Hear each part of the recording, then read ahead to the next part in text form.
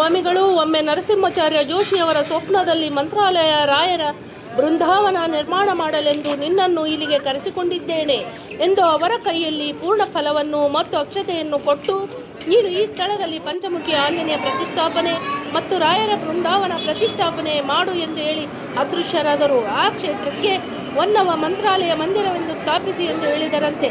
ಅದರಂತೆ ನರಸಿಂಹಾಚಾರ್ಯ ಜೋಶಿ ಅವರು ತುಂಬ ಪರಿಶ್ರಮದಿಂದ ಹಣವನ್ನು ಒಗ್ಗೂಡಿಸಿಕೊಂಡು ಹೊನ್ನವ ಮಂತ್ರಾಲಯದ ನಿರ್ಮಾಣ ಮಾಡಿದ್ದಾರೆ. ರಾಯರ ಅಪ್ಪಣೆ ಪ್ರಕಾರ ಕಾಯಿ ಸಂಕಲ್ಪ ಸೇವೆ ಪ್ರಾರಂಭಿಸಿದರು ಹಾಗೂ ಭಕ್ತರ ಕೈಯಲ್ಲಿ ಪ್ರಣತಿ ಸೇವೆಯನ್ನು ಸಹ ಪ್ರಾರಂಭ ಮಾಡಿದರು. ಇದರಿಂದ ಮನುಷ್ಯನ ಕರ್ಮ ದಹನವಾಗುತ್ತದೆ. ಅಂದರೆ ನಿಮ್ಮ ಸಮಸ್ತ ದೋಷಗಳನ್ನು ಒಳಗೊಂಡ ಕರ್ಮದ ಗಂಟು, ಇದರಲ್ಲಿ ಪಿತೃದೋಷ, ಸರ್ಪದೋಷ, ಭೂದೋಷ, ಸ್ತ್ರೀ ದೋಷ, ದೃಷ್ಟಿದೋಷ, ವಾಮಾಚಾರ ಸೇರಿದಂತೆ ಎಲ್ಲವೂ ದಹನವಾಗುತ್ತವೆ.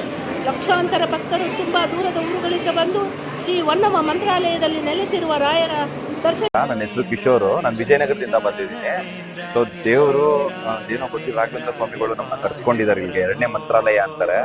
ನಮ್ಗಂತೂ ಬಹಳ ನೆಮ್ಮದಿ ಮತ್ತೆ ಖುಷಿ ಸಿಕ್ಕಿದೆ ನಾವಿಲ್ಲಿ ಬಂದು.